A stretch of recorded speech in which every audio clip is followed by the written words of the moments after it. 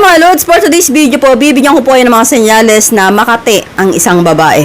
So sa madaling salita, malandutay. So ginawa ko itong video na ito para meron kayong idea kung paano kayo pipili ng tamang babae. Proceed na nga po tayo agad sa number 1. Ang bilis magkaroon or magpalit ng jowa. So sa madaling salita mga lods, no, kapag ka naipaghiwalay siya sa dati niyang boyfriend or dati niyang asawa, ang bilis makahanap. So mababalitaan na ninyo buwan lang, no? Ilang buwan na nakalipas, meron na kagad bagong jowa, may boyfriend na. Ito po yung mga tipo ng babae lods na parang kala mo hindi na broken hearted, no? Kunyari, naipag-break sa'yo ngayon, and then parang hindi sila nagmumukmuk, no? Meron ka na kagad kapalit. Malalaman mo may asawa na kagad. Hindi mo alam kung paano sila nagkakilala. And minsan, no, kapag po sila ay pumatol sa ibang lalaki, kung sino-sino na lang.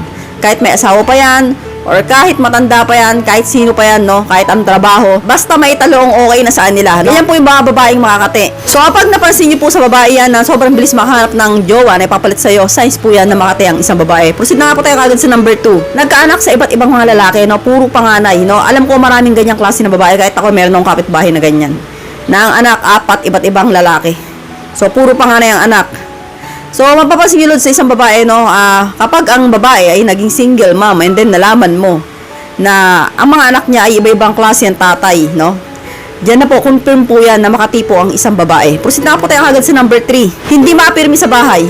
So, sila po yung tipo ng babae, loads, na gala, mahilig gumimik, yung talagang gusto laging wala sa bahay, kung saan pupunta, sa nakikitulo, saan-saan nagtatrabaho. Yung sabihin, nagtatrabaho lang, no? Ayun ang papalan sa kapitbahay siya sa mga anak, pero naghahanap pala ng lalaki. Sino sa inyo may kakilalang ganyan, taas kamay? Alam mo marami dyan, no? Hindi lang ako. So may mga kapitbahay akong ganyan, alam ko meron din kayo. Nga po tayo agad sa number 4. Nakikipag-inuman kung kani-kanino. So maraming mga babaeng ganyan, no? Na ikaw mismo ang yayain na mag-inom. And then, nakikipag-inuman kung kani-kanino kahit hindi niya kakilala. So, kapag po nakita niyo po sa babae yan, matik po yan, makati po yan na parang higad po yan. Kasi po, ang purpose po niya na may pag-inuman sa mga kung kani-kaninong lalaki ay ma-jerjer. Proceed na nga po tayo agad sa number 5. Hindi nag-aalaga ng anak, irresponsable. Maraming ganyan mga klase ng babae na magulang na pero hindi maalagaan ang kanilang mga anak.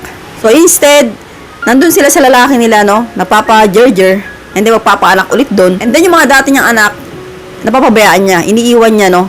Sila lang magkakapatid na magtutulungan. So, marami po akong kakalalang ganyan, lods. Kaya po, ingat po kayo sa pagpili ng babae. Kasi po, may mga babae, lods, na akala mo matino, pero hindi naman pala. So, mati pala. Higad pala, no? Kaya po, kapag nakita niyo po itong 5 signs na ito sa babaeng nililigaw mo ngayon, matik po yan na makati po ang isang babae. Hanggang dito na lang po tayo, mga lods. I hope you learned something new in this video. More videos to come. So, stay connected and see you again to my next video. God bless. Bye-bye!